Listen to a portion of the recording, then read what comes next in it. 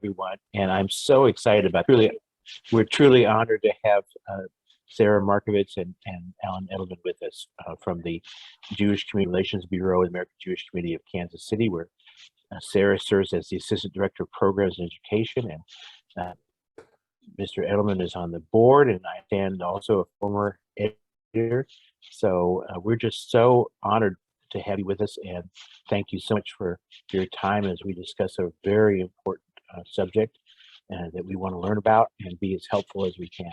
So we turn it over to you, and thank you so much for being with us. Thank you so much for that introduction, and thank you all for being with us tonight from all around the world. That's really exciting, and we're really honored to be starting off this new year being invited to speak to all of you. So give me 1 second and I will share my screen and we will get started.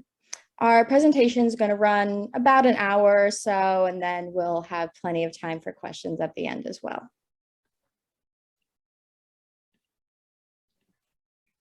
All right, can you see my screen? Fantastic. Yes, yes, we see. Great, thank you. So as mentioned, my name is Sarah Markowitz, and I am the Assistant Director of Education and Programs for the Jewish Community Relations Bureau, AJC. And tonight I am joined by one of our fantastic board members, Alan Edelman, who is part of our Education Committee and helps me with these presentations we do for the community. The Jewish Community Relations Bureau, AJC, which is JCRB AJC for short, which is a mouthful, is the Jewish community advocate for combating anti-Semitism and pursuing justice. We represent the Jewish communities in all of Kansas and Western Missouri, and we kind of act as the public relations arm of the Jewish community. So if you don't live in the Kansas City area, you might have heard about Jewish Community Relation Councils or the American Jewish Committee. We are a hybrid organization of a Jewish Community Relations Council and a regional office of the American Jewish Committee, which is an international Jewish advocacy organization. Here in our region, we work with elected officials to advocate on behalf of Jewish communities. We work on cultivating interfaith and intergroup relationships with groups like the African American community and the Muslim community. And we work with law enforcement in schools, as well as the greater community, to address anti-Semitism. This presentation in particular is part of our proactive approach towards combating anti-Semitism through education. And again, I'll say this multiple times tonight, thank you all so much for being here, for being open to learning and becoming allies to the Jewish community. Just to give you a little roadmap of what we will talk about tonight, we're going to start with talking about why we even need to talk about anti-Semitism in 2022. Then we're going to go over what anti-Semitism is and what it looks like. And finally, we're going to speak about how we can work to combat anti-Semitism together. And I will now pass it along to Alan to take it away. Great. So what is anti-Semitism, or why are we, as Sarah said, why are we talking about anti-Semitism? Anti-Semitism, including violent anti-Semitism, has been steadily rising in the United States over the past 5 years. Since 2018, we've witnessed violent attacks in Pittsburgh, Poway, California, Jersey City, New Jersey, and Muncie, New York. The attack on the Tree of Life Synagogue in Pittsburgh was the most lethal attack on Jews in American history. And the Muncie stabbing was part of a number of anti-Semitic acts which occurred every day during the holiday of Hanukkah in 2019. In 2019, the American Jewish community experienced the highest level of anti-Semitic incidents since the tracking began in 1979. This includes a disturbing 56% increase of incidents of anti-Semitic assaults. The 2020 numbers showed a slight decrease, but not enough. And now that 2021 is over, we're all worried that those numbers may increase once again. In the 2020 FBI hate crimes statistics report found that 58% of religious-based crimes in 2020 targeted Jews. This is extremely disproportionate given the fact that the Jews account for less than 2% of the American population. And finally, after violence erupted once again in Israel and Gaza last May, there was an 80% increase in anti-Semitism in the United States, including physical attacks on Jews and vandalism of Jewish institutions. And there was a 500% increase in anti-Semitism in Great Britain. So the state of anti-Semitism in America, we know more about the current state of anti-Semitism in America because in October, AJC, our sister organization, released the 2021 State of Anti-Semitism in America report based on new national polling of the United States Jewish and general adult populations.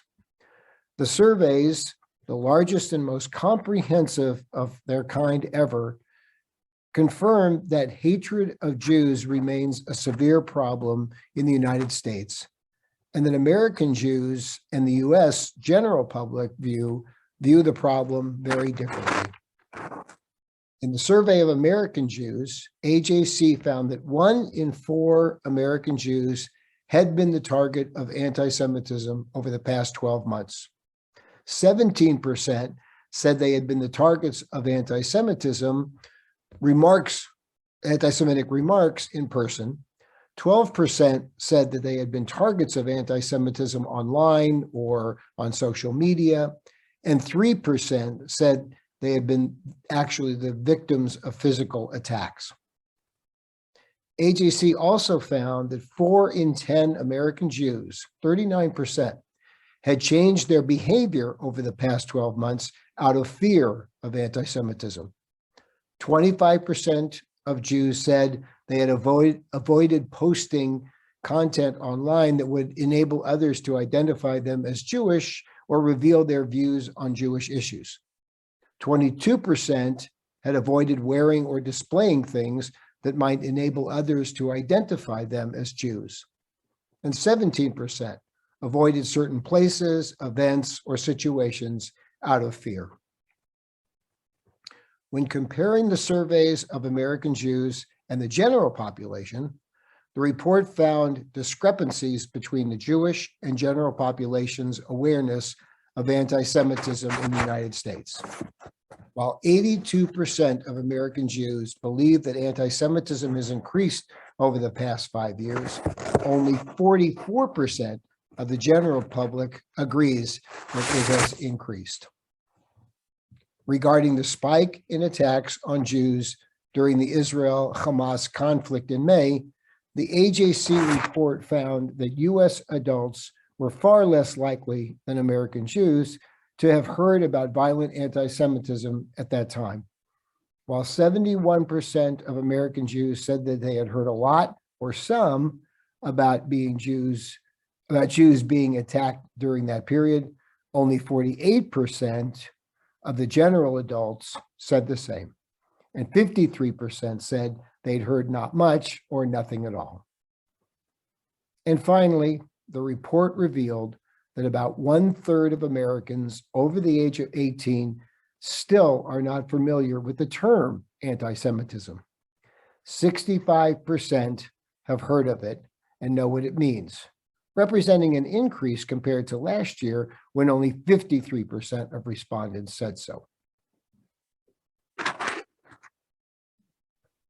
And if you're interested in looking at a more detailed explanation of the report's findings, earlier this evening, I sent several resources that we'll be referring to throughout tonight's presentation. And I think those links will be available for you all tomorrow to review. So that report is on the AJC website, and there's a lot more than just we highlighted on here. There's a lot of sad statistics, like Jews being afraid to share their identity publicly.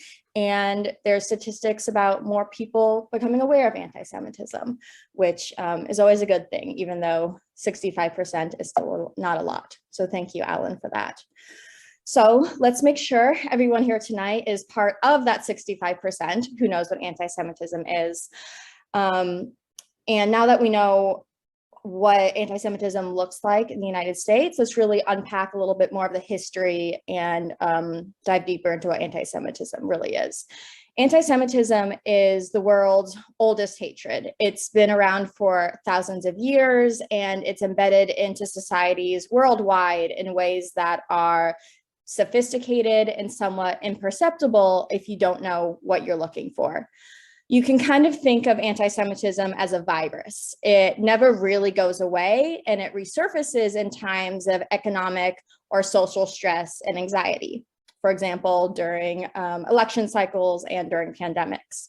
So anti-Semitism is persistent. It evolves and adapts, also like a virus, and it fits itself into any group looking for a scapegoat. Because of this, anti-Semitism is not partisan. It appears on the left and in the right and in the middle, and it appears in the form of whatever is most hated or feared by a group, so a scapegoat. So for example, on the left, Jews might be seen as white supremacists, capitalists, colonizers, things that political ideology hates. And on the right, Jews are seen as communists or socialists, or for extreme far right, white nationalists, Jews are seen as being responsible for white genocide, race mixing, and increased immigration. And all of that is why fighting anti-Semitism is so hard to do. It's because it's coming from all sides, and we really need to be swivel-headed when addressing anti-Semitism. When looking out for anti-Semitism, we need to look for 5 main stereotypes and tropes, which I'll go over now. And a lot of these overlap. You'll see a lot of them tied together frequently in anti-Semitic rhetoric. So first, we need to look out for wealth. Jews are perceived to be overly wealthy, greedy, excessively materialistic, and money-oriented. Next, we need to look out for the trope of power. Jews are seen as influential and in control of everything from the media to banks to the government. Next, cunning, the idea that Jews gain their wealth and power through manipulation and they're not to be trusted. Next, we also have disloyalty. So this is the notion that Jews are disloyal citizens whose true allegiance is to Israel or to an overall hidden Jewish agenda. And finally, bloodthirstiness. And this is the demonization of Jews as the primary source of evil in the world, and also the view that Jews are a subhuman, bloodthirsty people.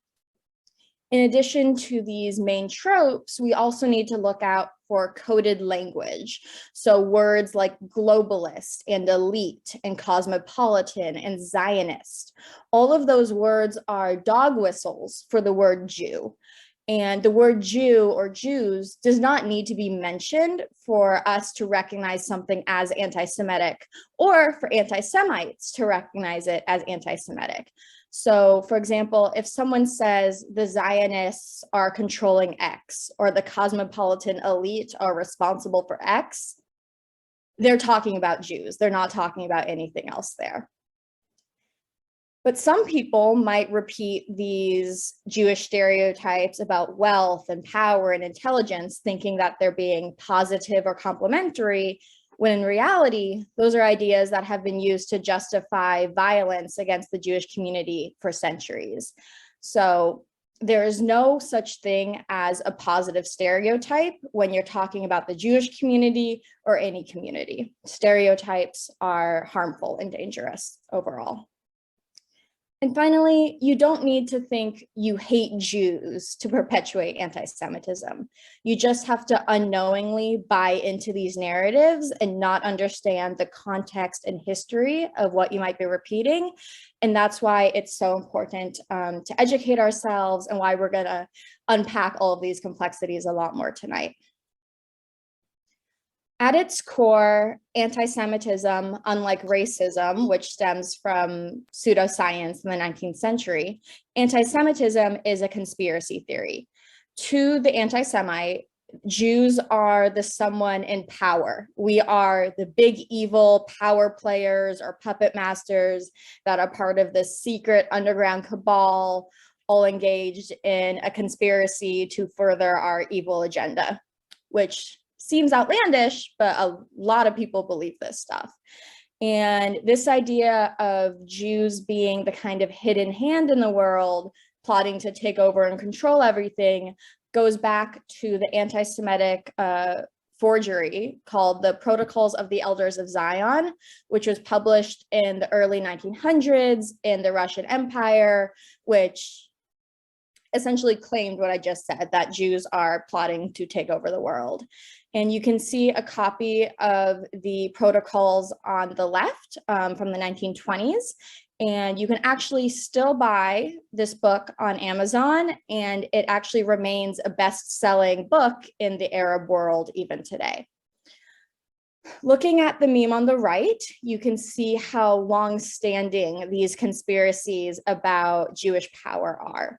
And feel free to put in the chat if you've seen this meme or something else like it. And throughout this presentation, if we're showing an image or an example that you have seen before, please feel free to share your familiarity with it, or if you've seen anything like that and where.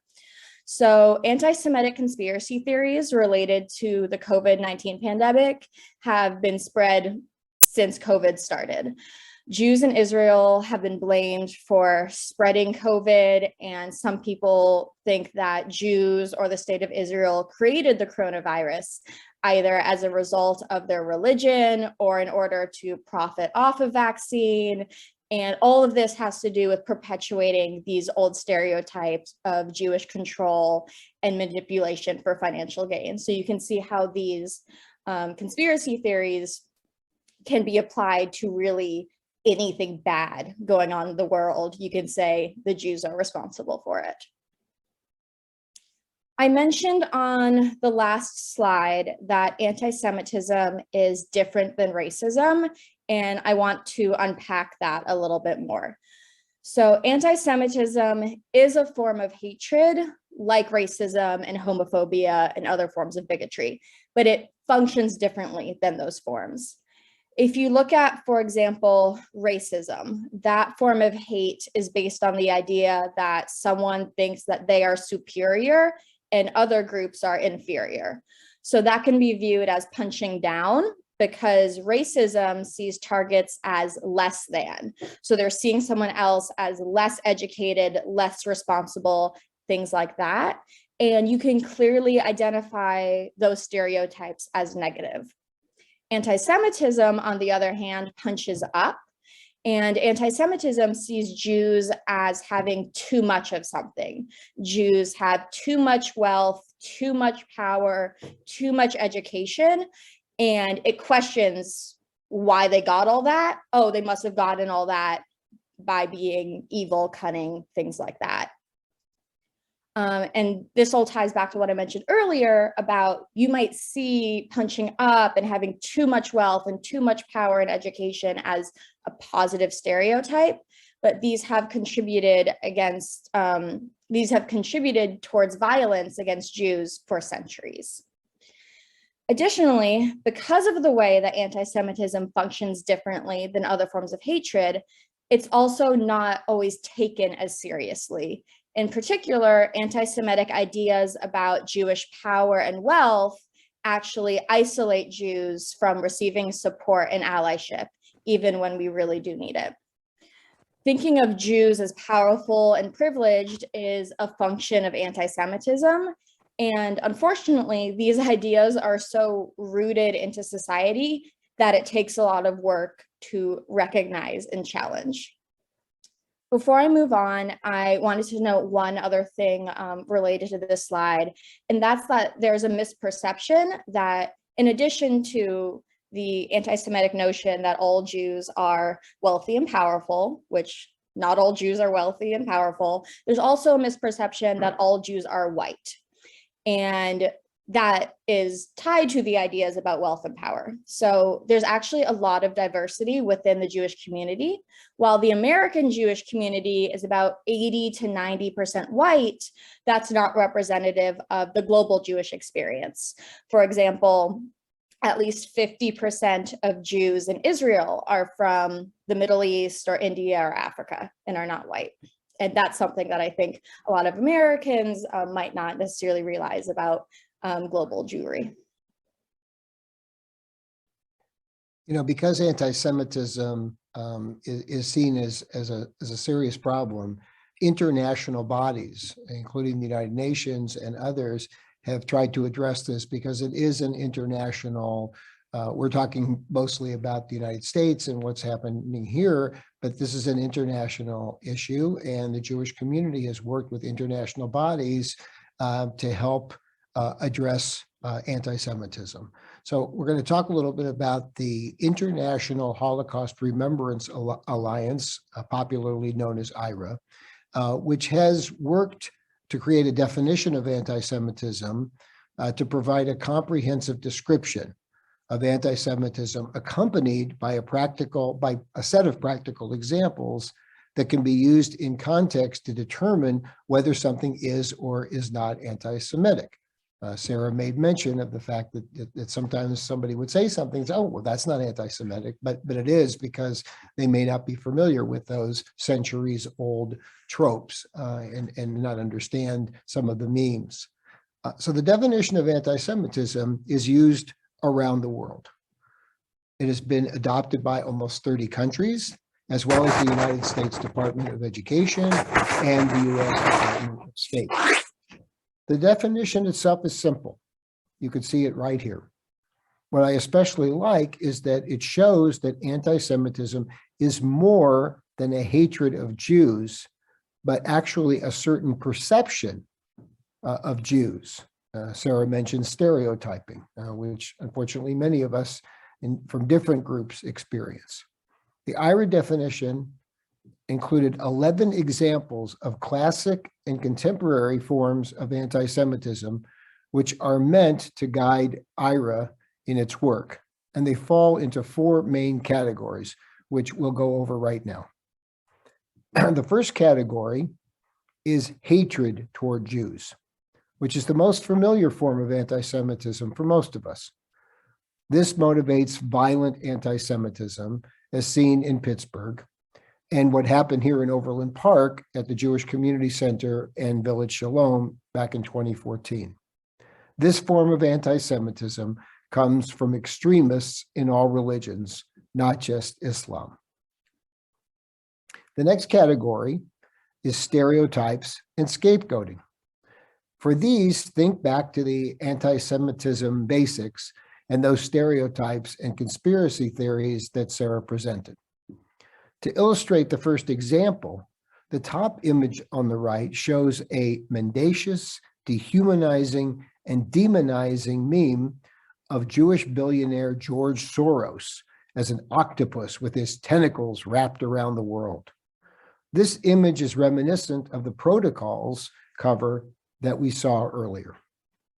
For those of us who don't know, George Soros is a Hungarian-born Holocaust survivor and a billionaire philanthropist who champions liberal and progressive causes. Criticizing Soros or his politics and actions is not inherently anti-Semitic.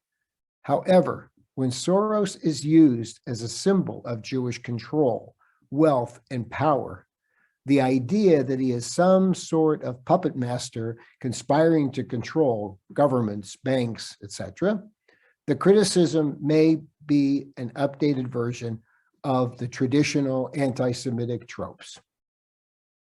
The second example has to do with conspiracy theories we spoke about earlier. Again, Jews are really blamed for anything and everything. Here you can see a recent tweet by an American politician blaming Jews for 9/11 while using the dog whistle Zionists.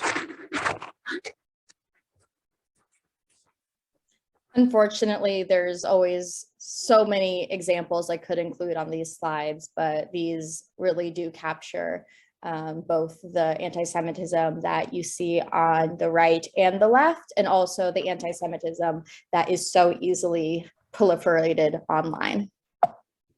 The next category that we'll go over has to do with Holocaust memory.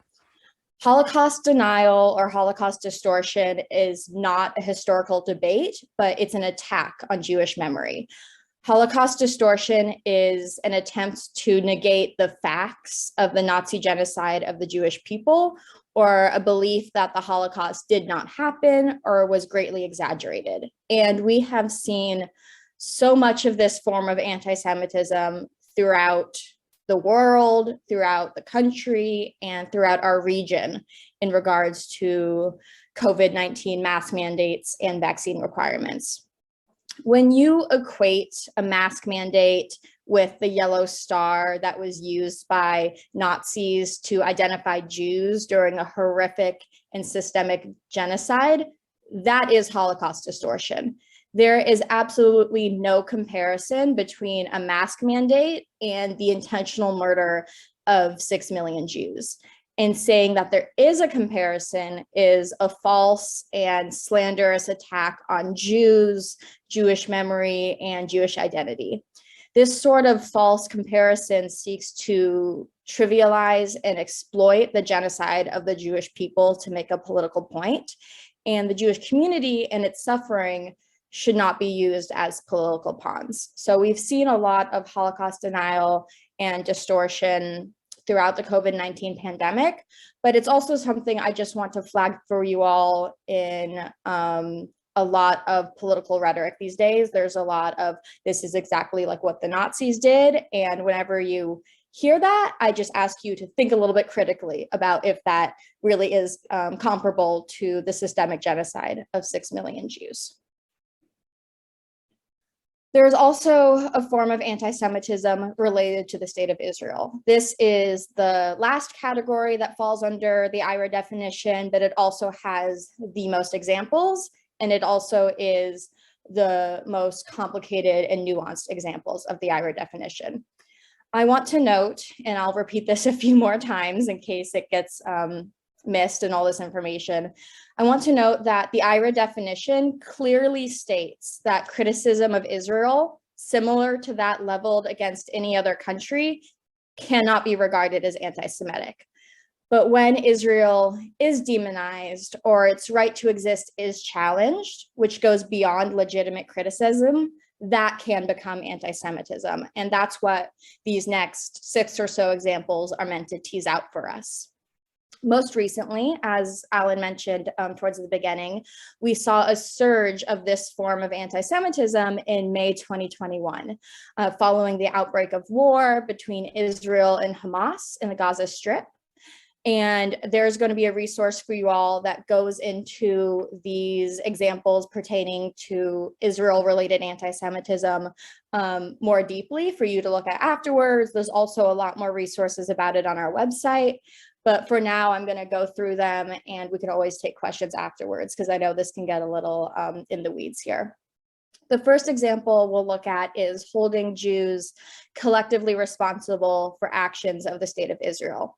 And this looks like targeting Jewish religious institutions, Jews walking on the street, and Jews on social media, none of whom are responsible for what the Israeli government does. It is anti-Semitic to target Jews or Jewish institutions as if they represent Israel. We have a few examples of this from May 2021 in Los Angeles. Anti-Israel protesters were outside a restaurant in a Jewish area of LA, and they asked patrons who were Jewish, and then they launched into physical attacks of those patrons, and they were heard chanting "Death to Jews" and "Free Palestine."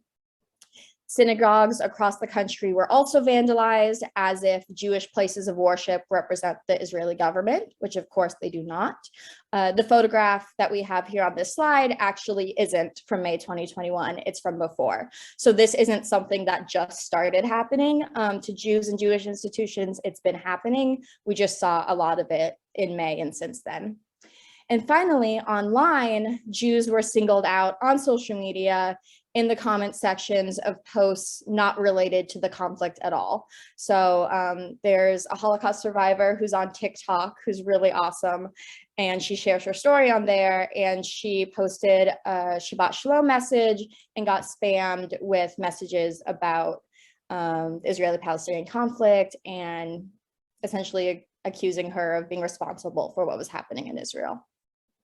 As a general rule of thumb, it's not anti-Semitic, but bringing up Palestine and the conflict just because someone is Jewish and when politics is not part of the conversation is not okay. It crosses a line because for many Jews, Israel is an important part of their identity and they care about it deeply. For other Jews, they might not care that much. So just a general tip when having conversations with Jewish individuals, and this is something that in my work with Jewish students, they feel targeted a lot in conversations with their peers. So I just wanted to flag that. Next, we see examples of how anti-Semitic tropes of bloodthirstiness and evil are placed on the state of Israel. So I don't think I need to tell you guys this, but deicide is the charge that Jews bear eternal responsibility for the death of Jesus Christ. And while blaming Jews for Jesus's death has been refuted by the Catholic Church, anti-Semites continue to make this charge to justify their anti-Semitism. This same wrongful accusation and imagery connected with Jews as Christ killers has been recycled in the Middle East and applied to the Israeli-Palestinian conflict, often in the form of Jesus representing the Palestinians and Jews and Israel as the ones who crucified him. Again, this image on the top left is a recent example from protests in May 2021. There's a woman holding a sign that says, "Jesus was Palestinian and you killed him too." Another form of classic anti-Semitism is the blood libel. The blood libel accuses Jews of murdering non-Jewish children to use their blood for ritual purposes, such as making matzah for Passover, which we don't do. But this is another classic trope that has been brought into the 21st century. Today, the accusation of blood libel continues to be used to make Jews or Israelis out to be bloodthirsty. In contemporary times, blood libel charges have evolved into rumors about organ harvesting of Palestinian children or Jews eating Palestinian children and drinking their blood, and literally and metaphorically. And you can see a cartoon here depicting just that. And finally, we have another May 2021 example on the top right from a protest that was in LA, I think. And this depicts former Israeli Prime Minister Benjamin Netanyahu as a Palestinian child eating demon. The next examples that we'll look at involve denying the Jewish people their right to self-determination and also double standards. Saying that Israel is a racist endeavor and that it should be destroyed conveys that the Jewish people, unlike all other people in the world, do not have a right to self-determination. Again, I'd like to reiterate that it's 100% okay to criticize Israel, but it crosses into anti-Semitism when you say that Israel should not exist. And you can totally support the right for Israel to exist and also the right for a Palestinian state to exist. Those do not cancel each other out. And actually, most Jews do believe in an eventual two-state solution of an Israeli state and a Palestinian state. The next Israel-related IRA example is applying double standards to Israel by requiring of it a behavior not expected or demanded of any other democratic nation.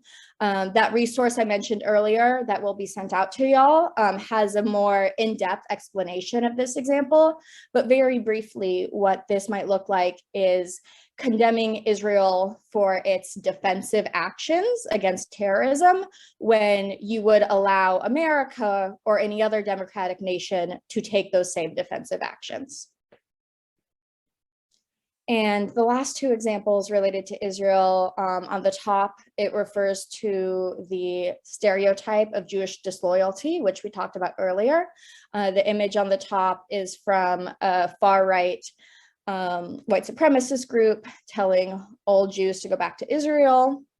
Another note that I've realized some people might not know is that American Jews are not automatically Israeli. We don't get to vote in Israel. We can become Israeli citizens if we choose to go through that process, but we don't have anything to do with Israel and don't have any place to go back to. That's not where we're from. And finally, the last example is another form of Holocaust distortion, which we also spoke about earlier. You can criticize Israeli treatment of Palestinians, but there is no legitimate comparison between the Israelis and the Palestinians and the Nazis' attempt to exterminate European Jews. And making such comparisons is anti-Semitic. So I know that was a lot of information to go over, and this slide is meant to condense it a little bit.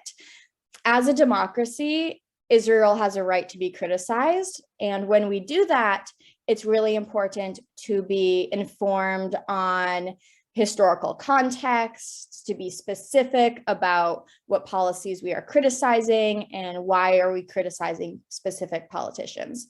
When criticism of Israel veers into anti-Semitism is when you're generalizing all Jews or all Israelis, that kind of rhetoric. So specificity and understanding historical context is really key to having these conversations.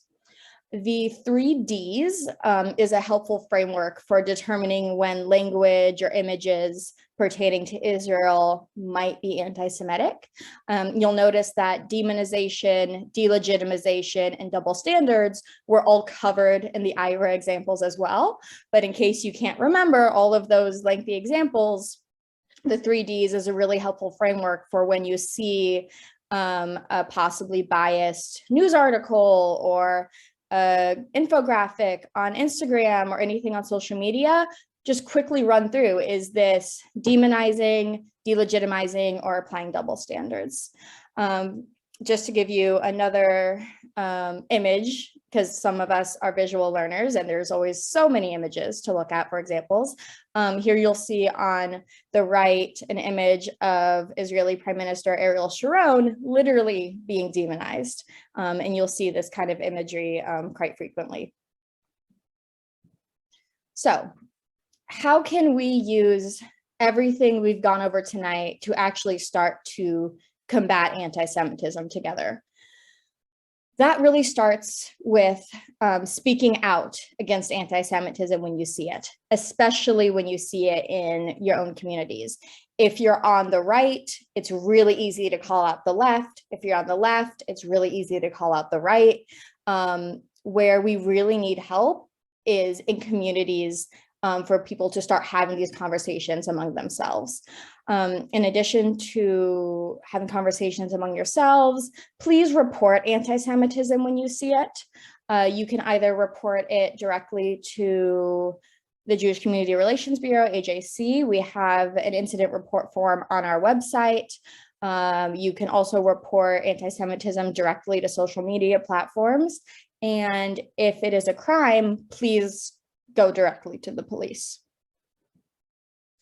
Next, we gave you a very foundational understanding of anti-Semitism tonight, but there's a lot more we could have dived deeper into. So please continue to educate yourself and others using the resources that will be sent out to you. And we have so many more on our website that dives deeper into anti-Semitism on social media, anti-Semitism related to Israel, Holocaust distortion. And if there's ever a question that you have that's not addressed on our website, you can email me and I'm happy to direct you to additional resources as well. And finally, while I would argue that education is one of the best ways to take action, it's not a super sexy example of actions. So here are some more examples of action we can all take together using this education that we now have.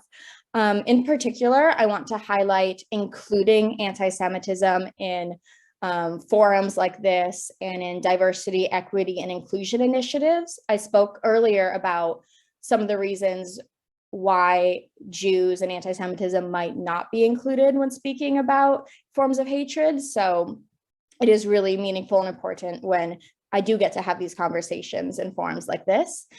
And also, as members of a religious community, it's really important to promote awareness and inclusivity of different religions.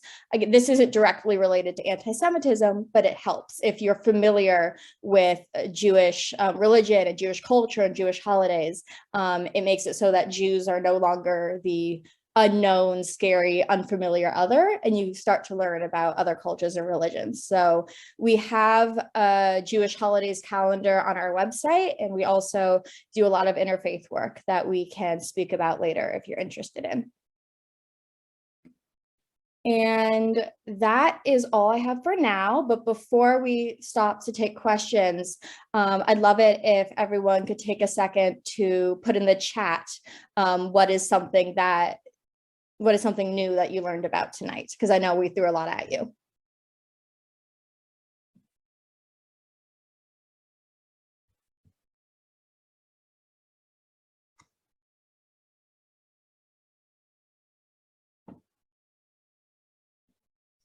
Ethnic diversity, great. I'm glad I threw that tidbit in there.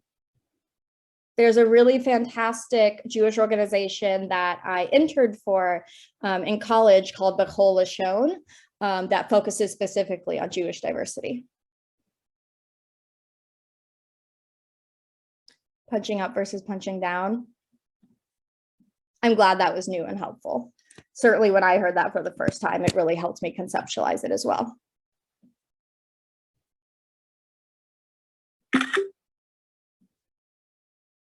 Types of stereotypes and scapegoating. Thank you.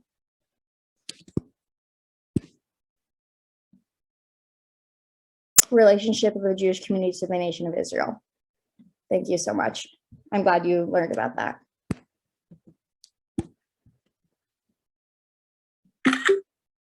Anything else?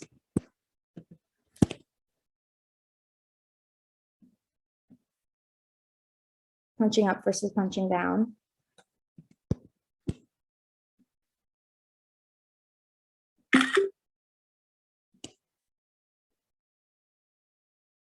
Thank you so much for sharing all this.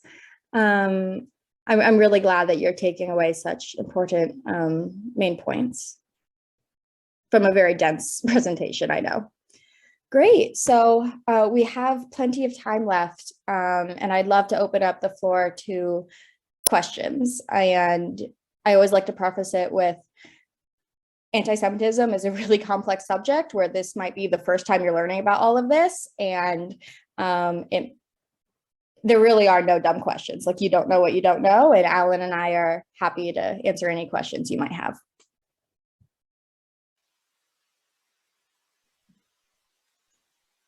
So there are some fundamentalists who, on their reading of the New Testament, feel, let me back up, they support the state of Israel because the way the New Testament is supposedly laid out, Israel must become a Jewish nation for apocalypse, revelation, yada, yada, yada. How do you fundamentalists coming to your side? Because I haven't heard much good about that. I'm sorry, you cut out a little bit at the end. Would you mind repeating the last bit of your question? I haven't much more good about that. Long story short, I had a Jewish friend. That sounds awful, but she was, and she saw a lot of her fundamentalist colleague come to support Israel during, for example, Saddam Hussein's bombing. And she said, well, they're only supporting Israel because in order for the timeline of the New Testament to play out, Israel must become a sovereign Jewish state, at which point, rapture, revelation, and stuff like that. How does that strike you? That's a really interesting question. just based off the content of this presentation, that does not fall under the category of anti-Semitism. It's certainly something that makes the Jewish community uncomfortable, but I can't speak for the rest of the Jewish community on their views on that. I think it's a very complicated issue. It's a very good question. It's a very interesting dynamic, and it's an example of what happens when religion crosses into politics. Because when Israel becomes a political issue, with one side supporting it in one way, another side supporting it in another way, if one of those sides is looking for more people to support, then they might bring in things like religion as a way. So you're right, the same fundamentalists who will support Israel, whatever Israel wants to do, because God gave this land to them. Also, want to show up to Jewish events and convert people to Christianity. So, what do you do with that? So that's kind of what makes it complicated.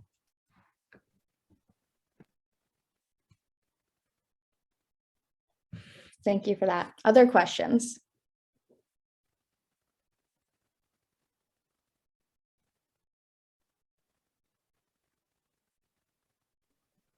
One of the things that we're seeing in the Christian community is the rise of what they call Messianic Judaism. That these are actually Christians that want to take on some of the Jewish holidays and so forth, but still are believing Jesus as Messiah. So I'm interested in your take on that. Again, falls under the category of not anti-Semitism, but definitely uncomfortable. And I know that I think there is a group in the Kansas City area that I'm not quite familiar with, but every so often we do get people that ask us about things that go on. And it's something that there are a lot of ways to value Judaism and share in all the joys of being Jewish. And that is something that's very uncomfortable. And I would only add to what Sarah said to indicate, thank goodness we live in a wonderful country that doesn't discriminate against religious ideologies or ideas. And there's so many different denominations of Christianity, of Judaism. And if a group of people feels that they want to connect in some way with another tradition, there's plenty of room for that. And when a lot of people approach it historically, Jesus was Jewish.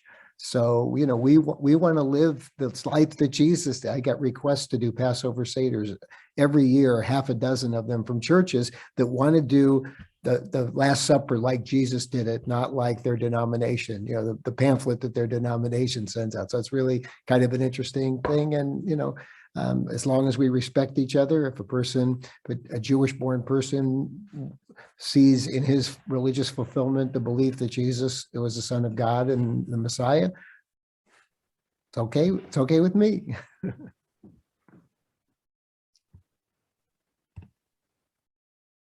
Thank you for that.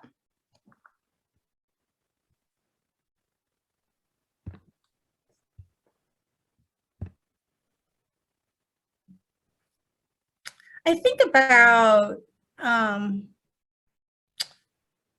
how frequently non-Jewish people might unwittingly, like you said, a meme or a trope or this idea, well, wealthy, powerful,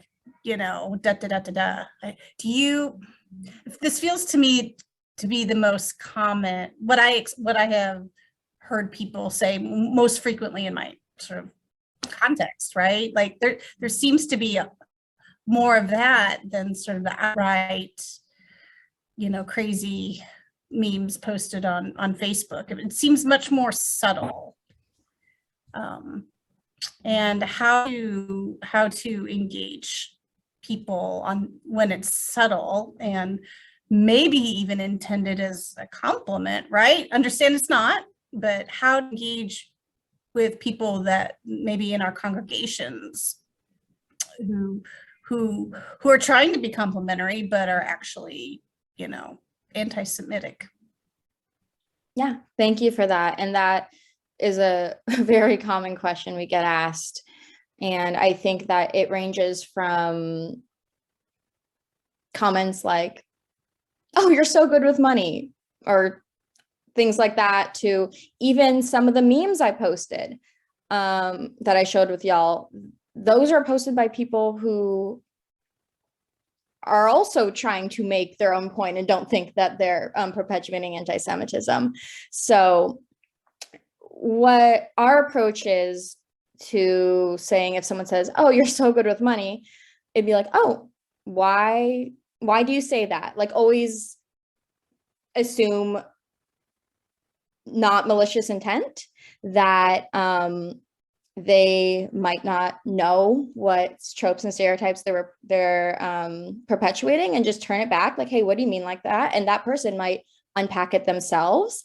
And if they really don't know why you're asking about that, then use your knowledge from tonight's presentation, or looking at additional resources to explain, like, hey, I know you didn't mean it like that, and it's something that I just learned myself a little while ago. Did you know that this actually is related to an age-old stereotype about Jewish wealth and power? And just using that as a moment for education, and not ever being like, oh, you're an anti-Semite for saying that. That's not a way that we create allies and friends. It's by unpacking these notions that if you don't sit through a presentation like tonight, you might not know. So not calling out, but calling in and using it as a moment for education.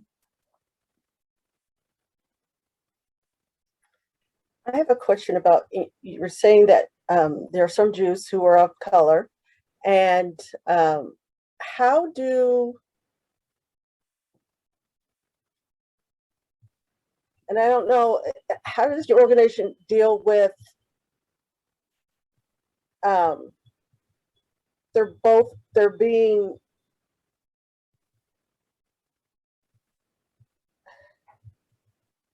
facing anti-Semitism and racial. How is that dealt with or handled, I guess? Thank you for that. It is really tough for Jews of color for a variety of reasons. We did a specific program back in fall 2020 that I think the link is on our website about that, where actual Jews of color are speaking about their experiences. But just as a quick anecdote, last summer, we did a survey of Jewish students in the Kansas City area, Jewish middle and high school students, and about their experiences with anti-Semitism. And we found that 75% of the students had experienced or witnessed anti-Semitism at school, which is not related to why I'm bringing this up, but I just wanted to share that because it wasn't part of our presentation and is certainly shocking. One of the responses to our survey noted that a student is a Jew of color, African-American, and doesn't experience anti-Semitism because they experience racism first and foremost, and because they're African-American, they're not assumed to be Jewish. So it's definitely multi-layered. And the program we did in September 2020 is really interesting. And I will check if it's on our website. And if it's not, I will put it up there for you to look at. Jody, I'm glad you asked that question, because I've been wanting to ask you if you know what your name means in Hebrew from the Song of Songs. God's gift, or gift of God. My beloved. My beloved. No, D is my beloved. I am my, but from Song of Songs. And that's a little segue to a question that was asked. Do you speak Jewish language? Jewish language, it's an interesting concept, because since the Jews have traveled the world throughout history, we started, the Jewish language, of course, started biblically with Hebrew. So when people think of the Jewish language, our prayers, our sacred texts, of course, are written in Hebrew, as well as Aramaic, which was actually the language that Jesus spoke. but also because of our rich tradition in the Germanic countries throughout the Middle Ages. Yiddish is also, some people consider the Jewish language. That was the language of Tevye in Fiddler on the Roof. But because we also had a rich history in Spain, we have an equivalent. Yiddish is basically Hebrew and German. Because of our time in Spain, we have something called Ladino, which is Hebrew and Spanish. So, and back to Dodi's question, that's why anti-Semitism can't be seen as racism, because Judaism is not a race, because there are Jews from all sorts of backgrounds. But Dodi, the Black Lives Matter woke many of us white European Jews to understanding that there are Jews of color. And as Sarah said, we have a lot of work to do. I participated in a number of programs where Jews of color spoke about, and they're Asian Jews. There are Jews, Black Jews, obviously Jews from Africa, Ethiopia in particular, and they don't always feel so comfortable in many of our synagogues and institutions. So it's something that Sarah and JCRB AJC has been working on. Something else that I thought that we might cover a little bit related to some of the questions that have been asked is the idea of like, who are Jews? And it's a really complicated question. Like, are Jews a religion? Are we a race? Are we a culture? The best answer to that would be all of the above. Jews and Judaism is an ethno-religion. So in an easier term, Jews are a people. Historically, Jews were tribes, and you can be a religiously observant Jew.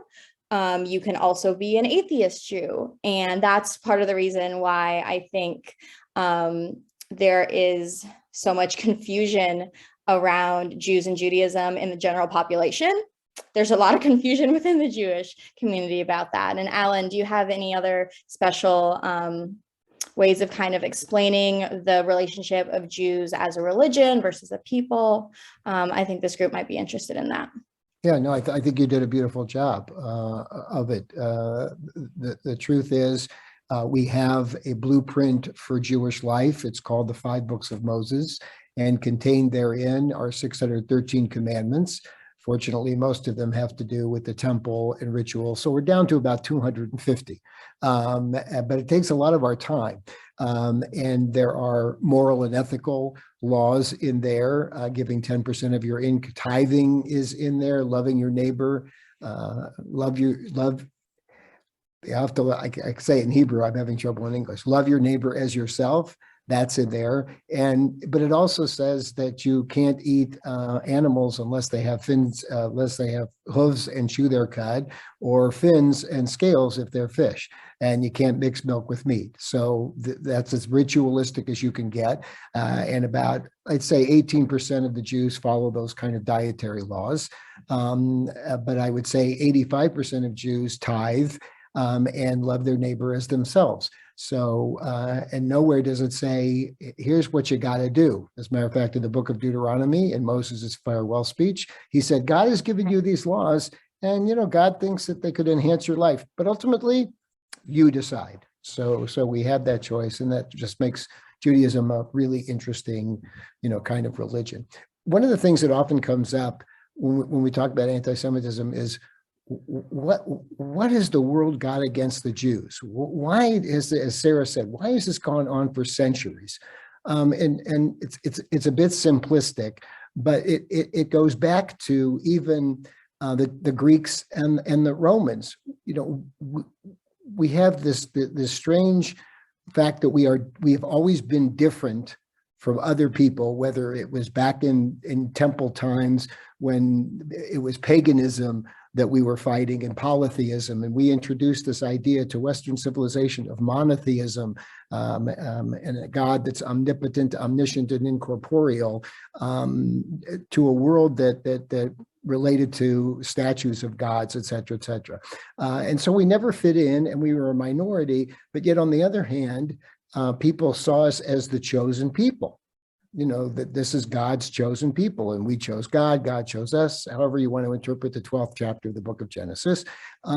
So because we've always sort of pushed against the majority, and people have said, oh, you think you're so great because you're the chosen people. And to quote Tevye in Fiddler on the Roof, when he's about to get kicked out of Anatevka, one more example of anti-Semitism, what does Tevye say? Looks up to heaven. He said, couldn't you choose somebody else for a change? Right. So, you know, it's just, we didn't necessarily ask for this, and chosenness doesn't mean we're special than anybody else. Because quite frankly, I'd love to be able to eat a cheeseburger, and I can't. So there's nothing special about us. There's something unique about us, which over the centuries, people have appreciated and others haven't appreciated, especially when it, you know, theologically pushed up against the system. So, you know, you can talk about, you know, and all of you, I'm sure, are familiar with the state-sponsored anti-Semitism, which really began with the Catholic Church not knowing quite what to do with these Jews in the midst of, you know, the Middle Ages, the system of the monarchy, where you had the kings and you had the priests, and then you had the serfs. And what do we do with these Jews who are knowledgeable and educated? And the whole stereotype of money was the church's decision to, because they couldn't charge interest to each other, let's use the Jews to collect the taxes and invest our money because we can't lend money, et cetera, et cetera. So the Jew as stereotypical money, you know, manager, if you will, began there. And you know, so the serfs hated us because we were collecting the taxes. And it was very easy to rile them up when it came to certain things. And then there was the whole Jews didn't accept Jesus, killed Jesus, as Sarah mentioned. And again, that hasn't helped. That didn't help for many, many centuries. Witness the Spanish Inquisition, where for centuries, Jews, Muslims, and Catholics lived peacefully together. But, you know, whenever politics enters the picture, very often the Jews are always safer when there are other religions around. When we're isolated, that's when things get difficult. And we're seeing that, unfortunately, with the anti-Semitism that's coming down now in our country, that's very much related to the political tensions that exist. Thank you for that, Alan. Just to summarize a bit of that, in the Anti-Semitism 101 document that I think was just emailed out, it kind of goes over very briefly the evolution of anti-Semitism and how, you know, it started with religious anti-Semitism and how it evolved to economic, political anti-Semitism, and then with racial anti-Semitism, with Nazism. And it's very briefly outlined in that document, but if you want to see where I got that information, I always go to the US Holocaust Memorial Museum website for really great articles and timeline of the evolution of anti-Semitism and all the different ways it's evolved. And I did just share some links to a national AJC program about being Black and Jewish, and then also a local Kansas City program we did on being Black and Jewish. So those are in the chat. And also on our website under the racial justice resources page. What other questions? We've been having such great questions. This is fantastic. I would suggest, as a group of people here who already preach, offer sermons on Sunday mornings, or who will be, that it's a really important thing for us to all consider how our own language, as we interpret the scripture, the language we use to describe what is going on, you know, how we can very easily slip into language that is is unfriendly, unkind to Jews. So it's a really important thing to be aware of. I remember sending a sermon to Don, and he's like, "Oh, you might want to watch your language here," right? And it was helpful to get that feedback. So it's something that's very easy to do, is we're storytelling, like for us to frame things in ways that are unhelpful and unkind.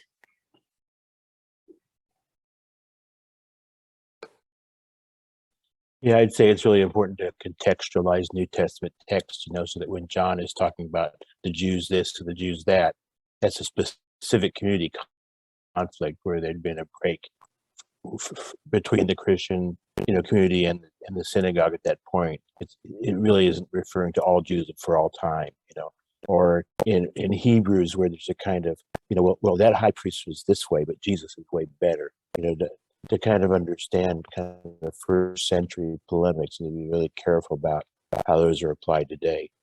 I really appreciate what you said about calling out in our own communities. And I just want to briefly here, I have encountered antisemitism in the Episcopal Church a number of times. Okay, so don't think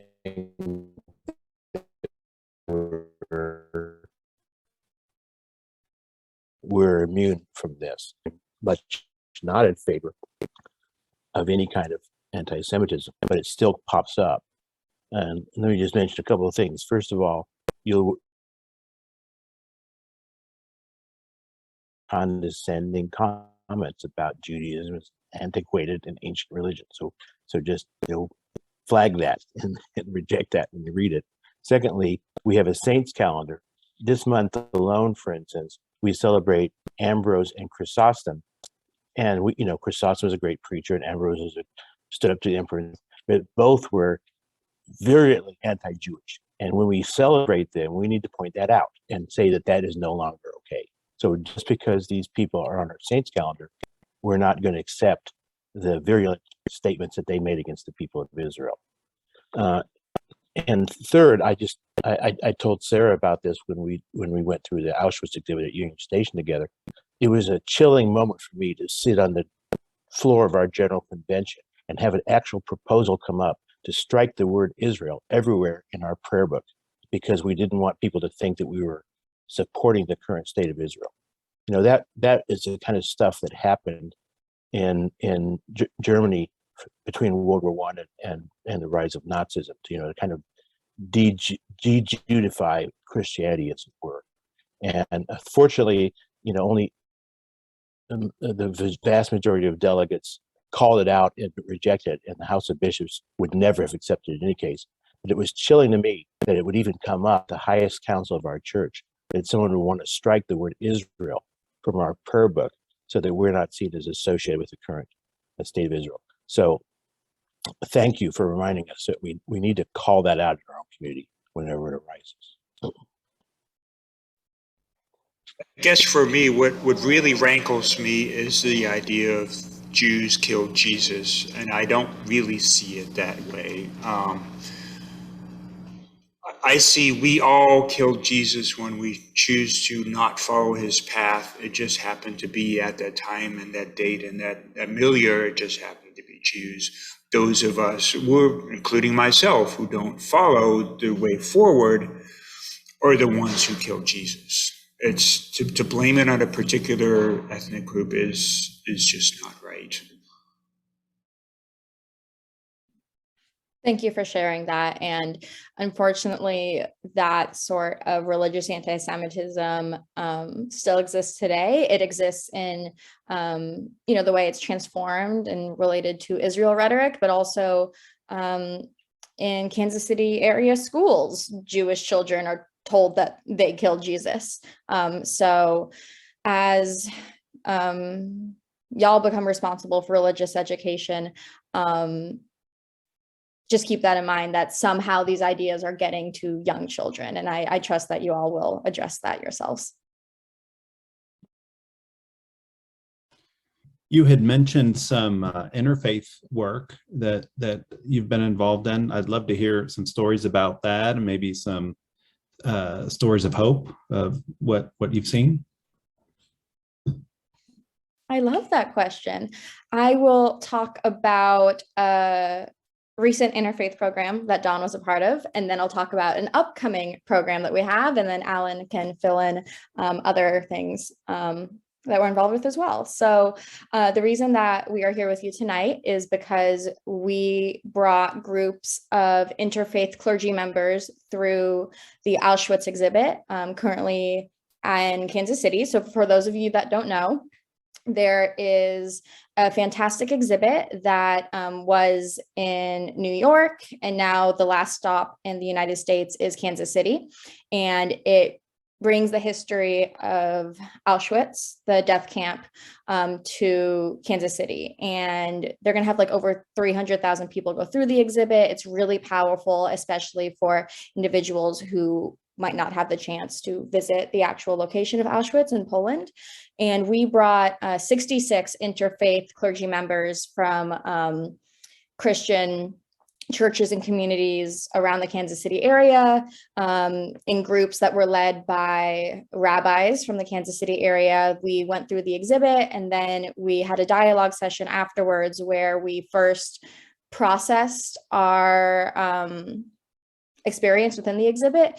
And then we spoke about the contemporary realities of anti-Semitism and how anti-Semitism did not start with the Holocaust and it did not end with the Holocaust. And it was really enlightening for, I think, the Christian clergy members to hear from their Jewish counterparts about the struggles that their communities face and the experiences with anti-Semitism that these rabbis have had, and teasing out Holocaust distortion and Israel-related anti-Semitism, and just building up that community of understanding, where now moving forward, we now have almost 60 non-Jewish clergy in the Kansas City area that now see JCRB, AJC, and the rabbis that participated as partners, where they can go to with questions about anti-Semitism or Judaism. And those were programs that we ran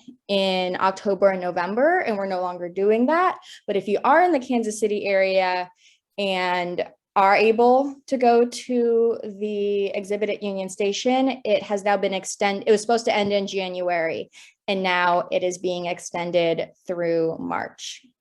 So we have those clergy conversation programs, and then upcoming in the end of March, we hold an annual Unity Seder every year, where we bring together Jewish and non-Jewish community partners for a Passover Seder focused on liberation and themes of freedom. And it's a really special occasion, which I will hopefully be sending you an invitation to shortly.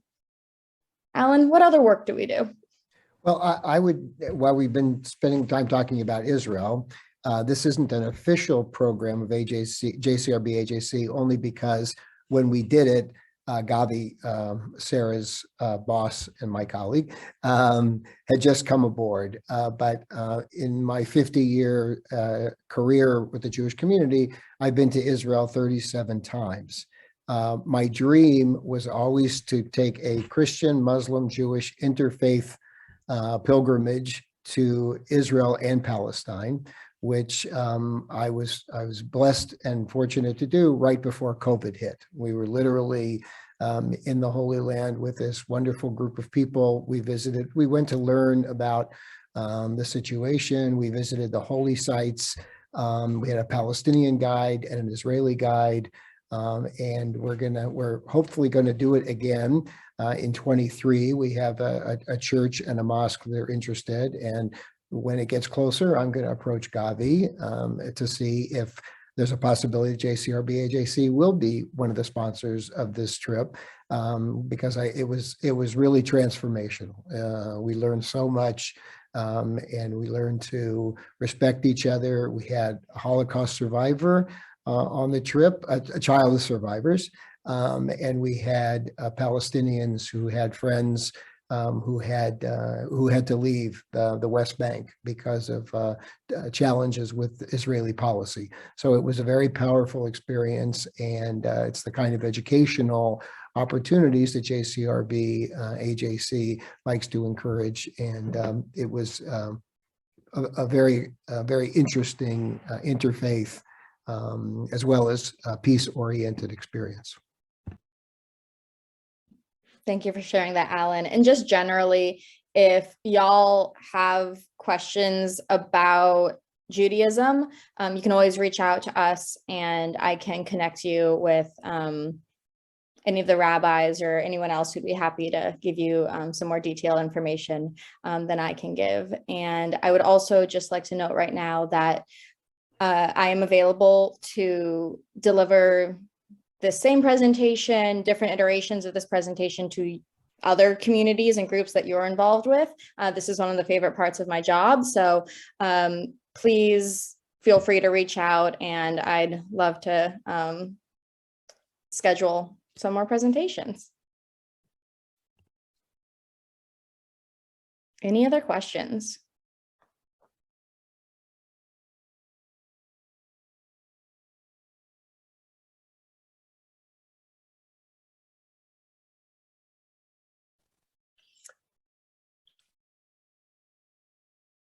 I'm deeply appreciative of your presentation. It was very effective and informative, and gave us some very specific things that we can do. So thank you so much for being with us this evening. And I hope this is only the first of ways that we can learn together and collaborate. Thank you so much. Usually at this time, we have a kind of, in our Episcopal form, a closing devotion. The person that's supposed to do it tonight has COVID. So I think it might just be appropriate for us to just take a moment of silence and kind of lift up our thoughts and our prayers silently, that we may have better relationships between our communities, that we can together combat hate, rid of all kinds, and allow all faiths and all peoples to flourish. So let's just take a moment of silence together.